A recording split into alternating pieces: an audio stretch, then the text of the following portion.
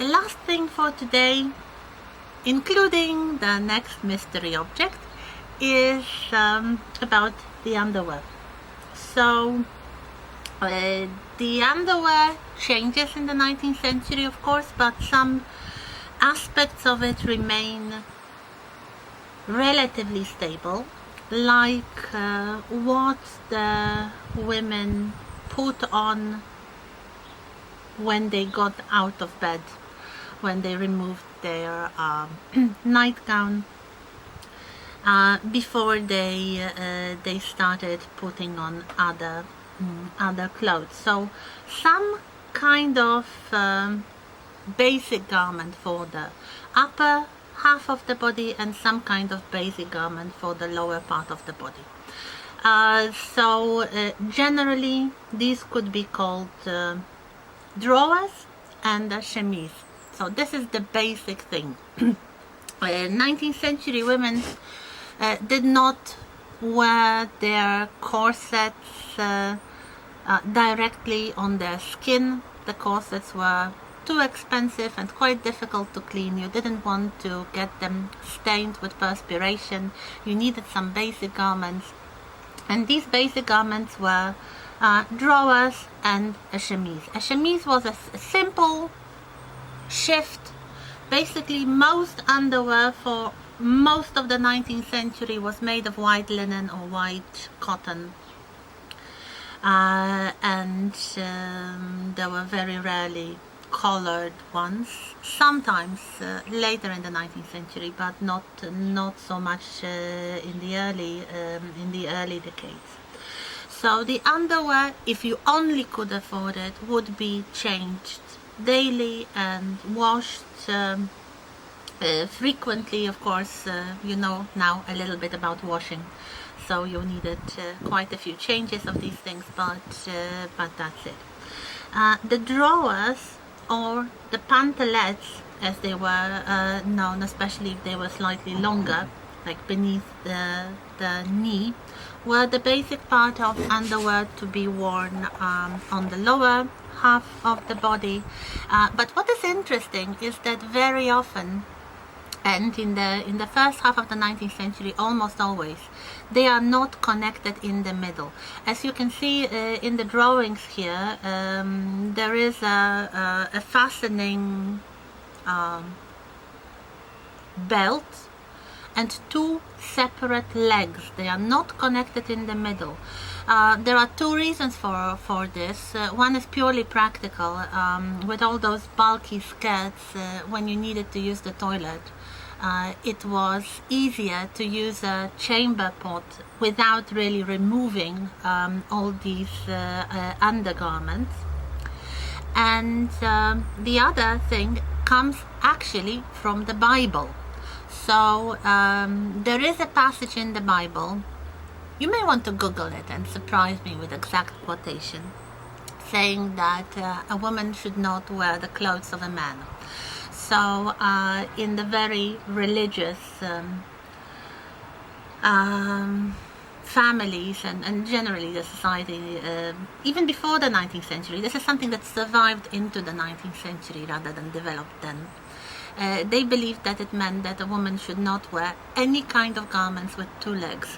So especially two legs connected together. So if she wanted to wear the drawers or the pantalettes, they should be open in the middle. You might ask, what did they do when they had a period? Yes, they arranged some kind of padding or attached it to the drawers, or wore it separately on a belt. But this was a completely different attitude towards the lower part of the underwear than today. Then the chemise was a kind of simple shift that would cover the body, and only then the corset would be worn on top of the chemise to protect the corset basically, and to protect also the body from being squeezed too much, especially later in the 19th century when corsets became more structured. In the 1980s, with the bustle fashion, Sometimes the chemise and drawers are combined together into a new garment called combinations, which is basically what it is. It combines the chemise and drawers just to allow for the corset to be laced tighter, so to remove one layer of clothing. In the neoclassical period, not all women wore corsets, and those who did didn't wear structured corsets that would really clinch the waist. The waistline in dresses was elevated anyway, so there was no need to create a very narrow waist. So basically, corset was worn either lightweight, soft corset was worn either to hold up the breasts or to flatten the stomach. Especially if the lady was not very slim and she wanted to look slimmer, she might wear the corset for this reason. And as you can see, even gentlemen wore corsets for this reason if they were not slim. The corsets from the first half of the century are soft. They might have one stiff element along the center front, but they were not boned. It means they did not have those hard structures that are very typical for later corsets and which really allow for very tight lacing. I strongly recommend you see some of the videos uploaded to YouTube on those channels that we discussed so far. Very often they have this dressing up as something, dressing up as a lady in the 1830s or in the 1850s or in the 1870s. So you see the entire procedure of dressing up in the morning using the more or less correct underwear. You can notice that very often these women, just like women in the 19th century, were able to put on their corsets themselves and to lace them themselves from behind, especially if they had a mirror. Sometimes, if they really wanted the corset to be laced tightly, they needed the help of another person. But most women did not lace their corsets very tightly, so it wasn't really a very oppressive garment. It was a structuring garment that allowed, let's say, to keep the straight posture. It usually supported the breasts, but it did not restrict breathing.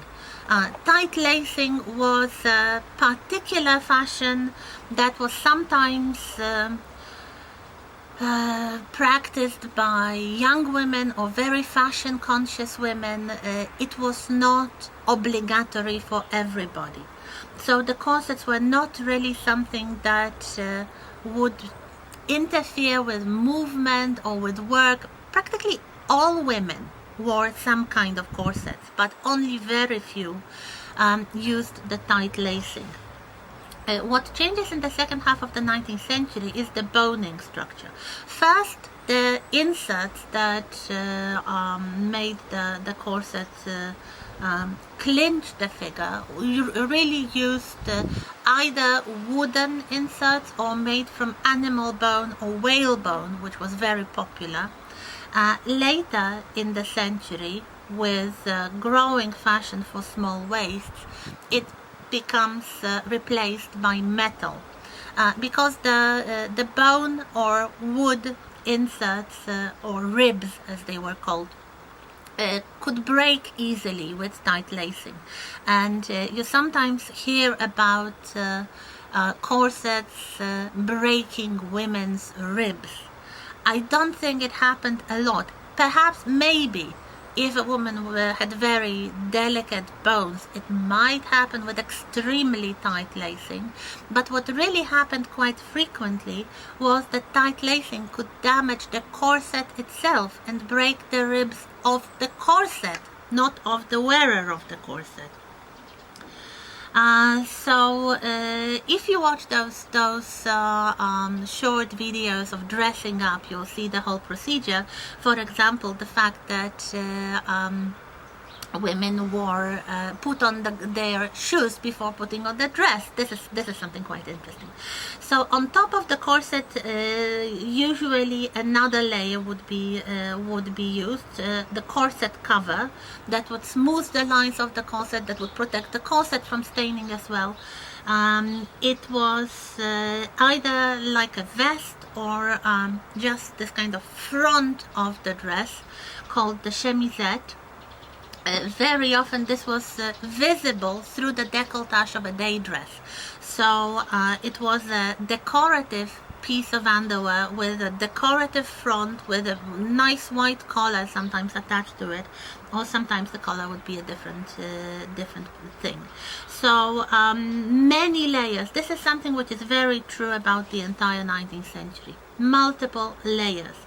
So what then? It really depends on the style. Before the crinoline period, so the mid-50s, when full skirts were fashionable, multiple layers of petticoats would be used. Petticoats meaning underskirts. So you might get sometimes as many as 8 or 10 petticoats, one on top of another, to create the fullness. The invention of the crinoline frame or the crinoline cage in the 50s was really to make life easier for women who wanted to wear full skirts without so many petticoats.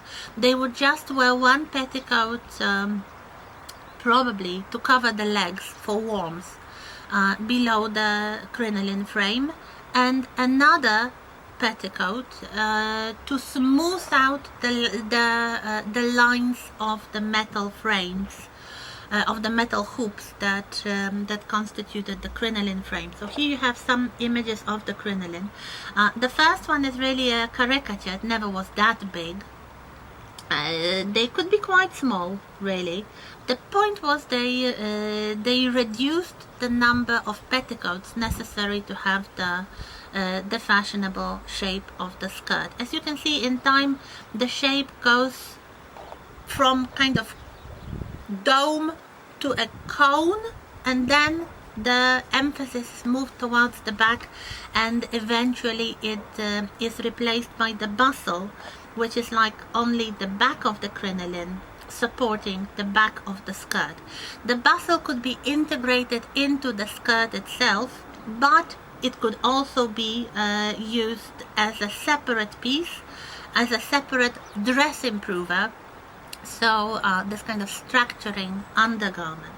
So here we have a petticoat with wire bustle made into it, and we have a bustle as a separate garment. If you watch the dressing up series, you will see a lot of examples. Then we have the stockings, which were of course an obligatory element of the underwear. They were usually supported by garters. The stocking supports with the clips and the kind of stocking belts are really the invention of the very late 19th century and the Edwardian period.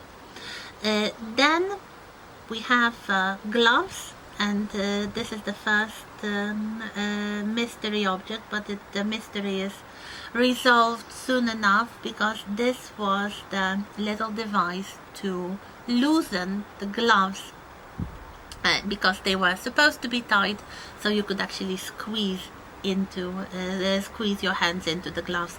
After you loosened the gloves a little, they could be made of, as you can see, metal, silver plated perhaps, or wood or ivory or something.